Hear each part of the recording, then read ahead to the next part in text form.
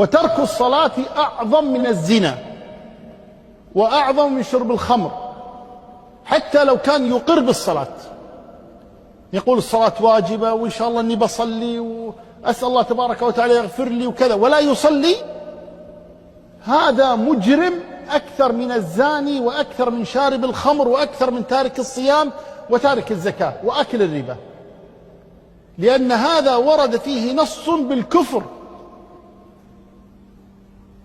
العهد الذي بيننا وبينهم الصلاة،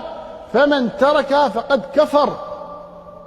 صار كثير منا ينكر على الزاني وينكر على شارب الخمر وينكر على تارك الصيام ولا ينكر على تارك الصلاة،